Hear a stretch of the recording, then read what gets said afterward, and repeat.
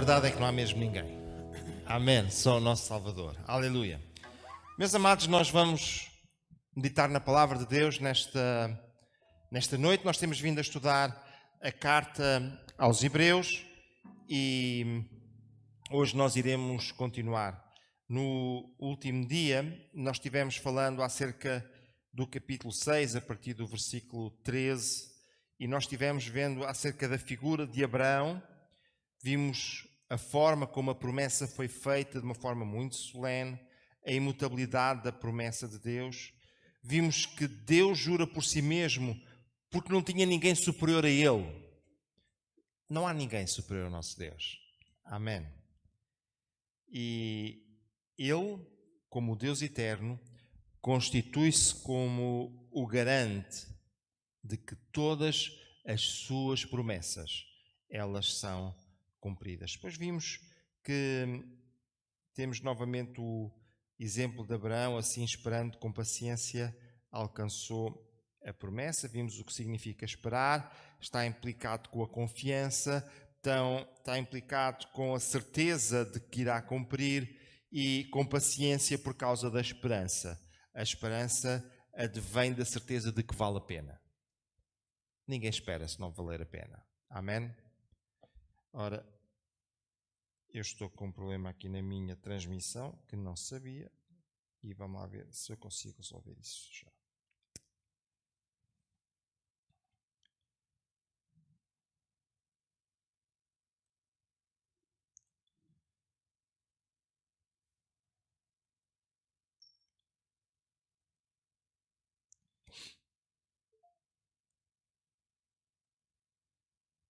Penso que agora que já está. Ok. Obrigado, irmão Alex. Então, vamos lá voltar aonde estávamos.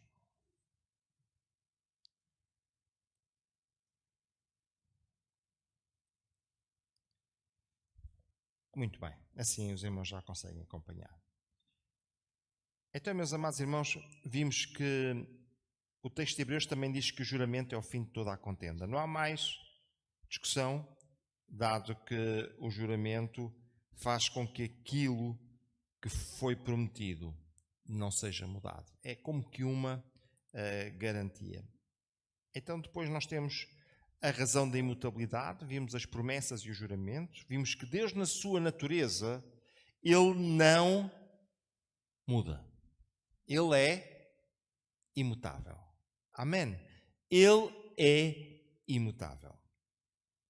E meus amados irmãos, esse é um refúgio em onde nós podemos reter a nossa esperança, a nossa confiança. Venham comigo, capítulo 7, e sem mais demoras eu queria avançar para o nosso estudo de hoje. Capítulo 7, versículos 1, diz assim a palavra do Senhor, os irmãos poderão acompanhar, que eu tenho projetado aqui. Porque este Melquisedeque, rei de Salém, sacerdote do Deus Altíssimo que saiu ao encontro de Abraão, quando voltava da matança dos reis, e o abençoou. Para o qual também Abraão separou o dízimo de tudo. Primeiramente se interpreta rei de justiça, depois também é rei de Salém, ou seja, rei de paz. Sem pai, sem mãe, sem genealogia, que não teve princípio de dias nem fim de existência, e entretanto feito semelhante ao Filho de Deus, permanece sacerdote perpetuamente. Considerai, pois, esta é a chamada de atenção para a advertência que aí vem, como era grande esse a quem Abraão, o patriarca, pagou o dízimo, tirando dos melhores despojos. Ora, os que dentre os filhos de Levi recebem o sacerdócio, têm mandamento de recolher, de acordo com a lei, os dízimos do povo, ou seja, dos seus irmãos, embora tenham estes descendido de Abraão. Entretanto, aquele cuja genealogia não se inclui entre eles, recebeu dízimos de Abraão e abençoou o que tinha as promessas. Evidentemente, É fora de qualquer dúvida que o inferior é abençoado pelo superior. Aliás, aqui são homens mortais os que recebem dízimos, porém ali aquele de quem se testifica que vive. E por assim dizer, também Levi, que recebe dízimos, pagou-os na pessoa de Abraão, porque aquele ainda não tinha sido gerado por seu pai quando Melquisedeque saiu ao encontro deste. Até aqui a palavra do Senhor. Neste texto eu irei fazer alguns destaques que queria trazer para todos nós, para também podermos compreender. Não vou fazer uma apresentação exaustiva deste texto, mas irei apenas fazer alguns destaques. Nesta introdução, nós encontramos as figuras de Melquisedeque e de Abraão. Elas são novamente trazidas para a narrativa do escritor aos Hebreus. Se os irmãos estiverem vendo, a carta aos Hebreus surge porque um grupo de pessoas, por estarem a ser perseguidas, um grupo de pessoas por terem sido criadas e educadas na tradição judaica, agora, pressionadas pela perseguição, eles estavam prestes a deixar tudo e a voltar para trás novamente. E o escritor aos Hebreus tem o objetivo de os encorajar, de lhes dar ânimo para eles permanecerem fiéis.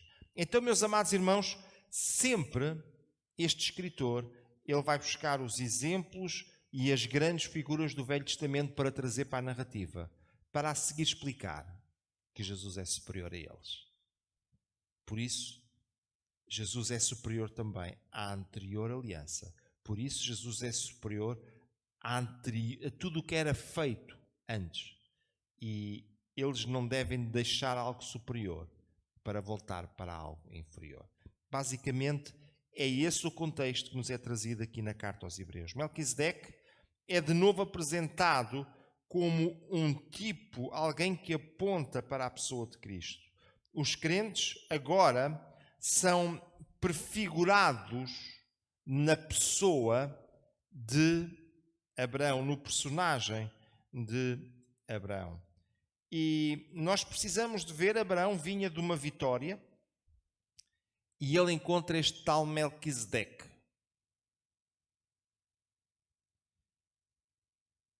E é este encontro que o escritor quer trazer novamente para aqui. E ele quer que nós nos coloquemos nos sapatos de Abraão para olharmos para Jesus na figura de Melquisedeque.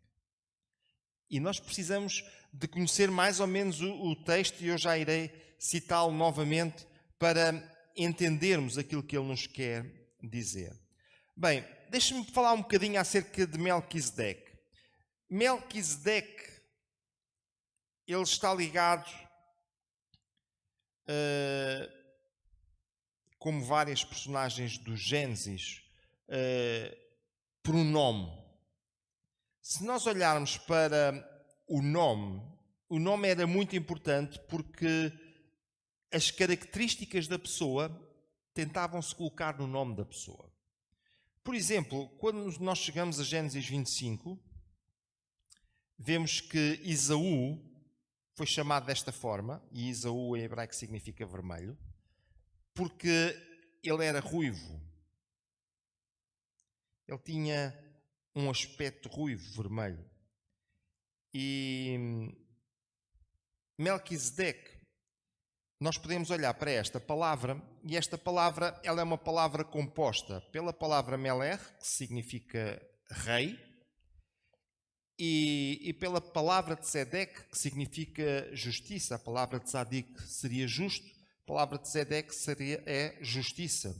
E então, Melquisedeque significa literalmente rei de justiça.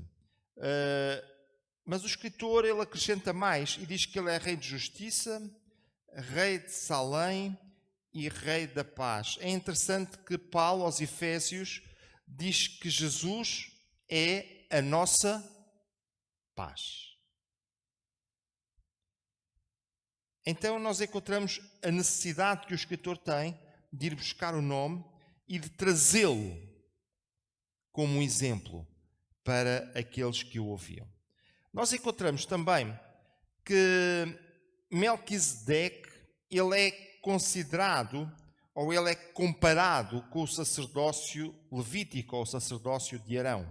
Melquisedeque, como superior, ele abençoou Abraão. Mas quem era Abraão?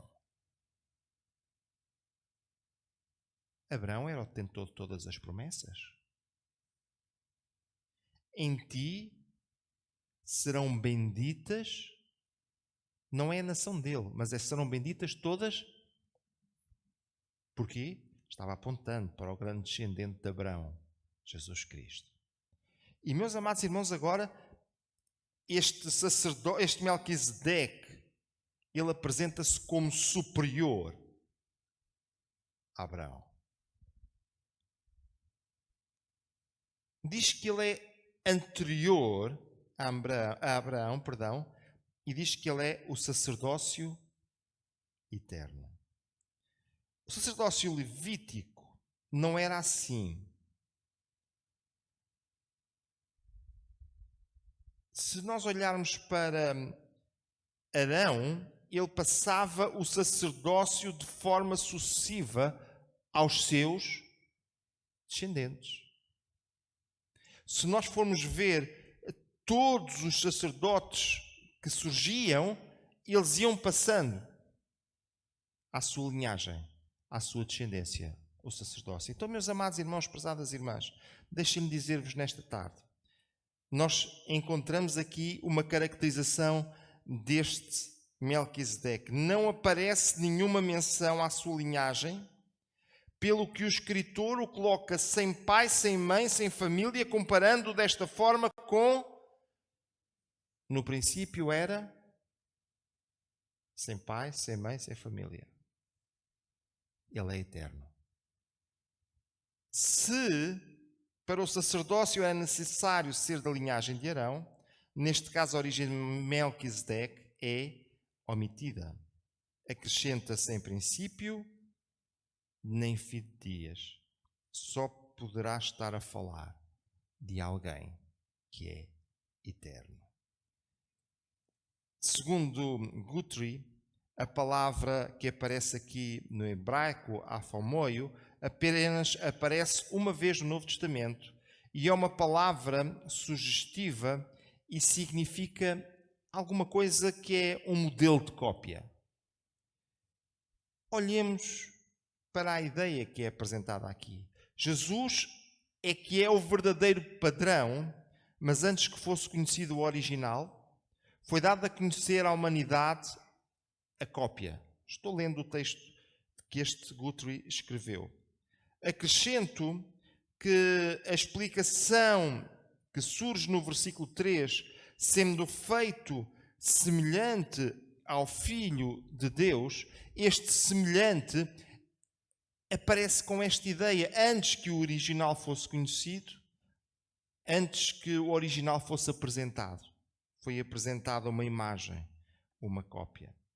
Temos aqui os dois sacerdócios. A preocupação do escritor não é uma comparação de Abraão com Melquisedeque, mas sim de Arão com Melquisedeque.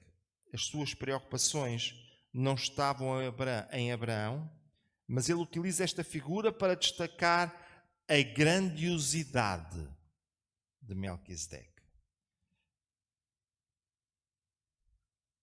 E deixem-me trazer-vos para nós podermos perceber um pouco melhor. É a partir daqui que é introduzida, quase de uma forma parentética, a temática do dízimo na carta aos Hebreus. Arão, o dízimo era recolhido como uma ordem legal. Era uma lei. Abraão voluntariamente decidiu entregar o dízimo a Melquisedeque. Nós gostamos muito da lei, não é? Mas eu quero dizer que o que nós fazemos do nosso coração é muito mais valioso do que nós fazemos por obrigação. Amém? Olha, há coisas que eu faço, sabe porquê? Só obrigado. Há coisas que eu faço de coração. Olha, estava agora a cantar aqui, quando estávamos a adorar a Deus, estava a cantar de coração. Às vezes parece que nós vimos à casa do Senhor e cantamos por obrigação, mas o nosso louvor deve ser alguma coisa do fundo do nosso coração. E também, quando nós vamos dar, quando nós vamos entregar a Deus o nosso dízimo, também deve ser alguma coisa que vem do nosso coração e não da nossa obrigação. Amém? Segundo lugar, esta ordem legal, ela era imposta. No entanto, Melquisedeque, ele deu como uma forma de reconhecimento por aquilo que Deus é. Amados irmãos, ele vinha agradecido. Ele vinha agradecido pela grande bênção que Deus lhe havia dado, pela grande vitória que Deus lhe havia dado. Se vocês forem ver as pessoas que ele tinha com ele como guerreiros, vocês vão ver que aquilo eram os homens que estavam lá em casa a fazer a cozinha, a tomar conta dos animais. E ele, olha, toma lá uma arma, vamos embora. E eles tiveram uma grande vitória. E agora, quando ele se encontra com Melquisedeque, ele reconhece-o como sacerdote do Deus Altíssimo. E neste reconhecimento pelo Deus Altíssimo, ele entrega o dízimo. Amados irmãos, o nosso voluntariado, também na hora de ofertar, mostra a nossa gratidão e o nosso reconhecimento para com o nosso Deus. Então, meus amados irmãos e prezadas irmãs, se no Velho Testamento, sobretudo durante o período da Antiga Aliança, surge como uma obrigação, nós vemos que o dízimo já existia antes, como uma prova de reconhecimento e de gratidão para com o Deus dador de todas as coisas. E ainda hoje, nós doamos o nosso dízimo, nós entregamos o nosso dízimo como uma prova de gratidão por aquilo que Deus nos tem dado. Amém? Olha, eu dou graças a Deus, porque Ele sempre se preocupa connosco, para que nada nos falte. Amém. Somos gratos a Ele? Às vezes nós cantamos, sou grato, estou tão grato. Estamos? Deixe-me concluir, e deixe-me concluir apenas com uma expressão que eu encontro aqui que acho muito interessante. O escritor aos Hebreus preocupa-se muito. O escritor aos Hebreus preocupa-se muito que os seus leitores, eles não desistam da sua caminhada cristã. E sabe que uma das formas de nós pararmos na nossa caminhada cristã é deixarmos em algum momento de perceber, de compreender quão grande Deus é e o quão provém dele aquilo que nós recebemos. De repente começamos a achar, olha, eu recebi daqui, olha, eu recebi pela minha habilidade, olha, eu recebi pelo meu jeito, eu recebi por causa da minha forma habilidosa de ser. Eu recebi e tentamos encontrar todos os argumentos e deixamos Deus de lado. Mas, meus amados irmãos, se nós estamos caminhando a caminhada cristã com Deus, nós precisamos de continuar a perceber que tudo o que nós temos provém dele. Qual é a forma que ele usa para as coisas chegarem à minha mão? Esse é o critério dele. E de repente, muitas vezes, nós ficamos mais gratos ao critério do que ao Deus que criou o critério. Que o Senhor nos ajude e nos abençoe. Amado irmão, se você consegue ter sucesso, se você consegue ter forças, se você consegue avançar, dê graças a Ele. Seja reconhecido para com Ele. seja reconhecido por causa daquilo que Ele fez. E mais uma vez deixo dizer-lhe nesta noite, não vamos olhar para a forma, vamos olhar para o Deus que delineou a forma. E isso faz com que na nossa vivência, em várias áreas, em várias situações, nós possamos viver gratos, agradecidos, com um coração de louvor, por causa daquilo que Deus tem feito para connosco. Não importa a forma, não importa a maneira, importa o que Ele fez para connosco. E nós devemos estar reconhecidos para com Ele. Amado irmão, prezada irmã, vai ser fácil esquecer aquilo que Deus fez. Nós somos muito esquecidos. Mas que o Senhor nos ajude a lembrar aquilo que Ele fez. E ouvir as palavras do salmista que dizia: entrai pelas portas dele com louvor. Este louvor é o louvor daqueles que lembram aquilo que Deus fez e que apresentam um coração grato, reconhecido por isso. Nesta tarde ou nesta noite, que o Senhor nos ajude e nos abençoe. Que o nosso coração possa estar verdadeiramente grato, agradecido, reconhecido e que possamos olhar para o nosso Deus, reconhecendo quão grande Ele é e prestando a Ele toda a adoração, todo o louvor, porque só Ele merece.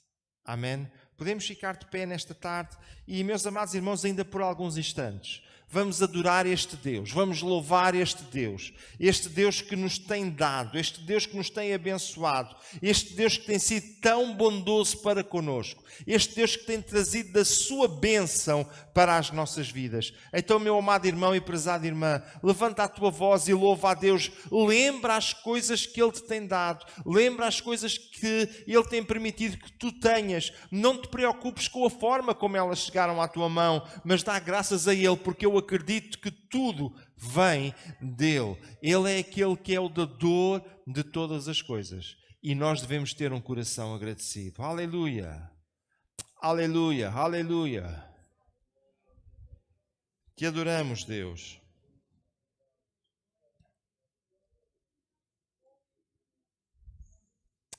Aleluia! Aleluia! Aleluia!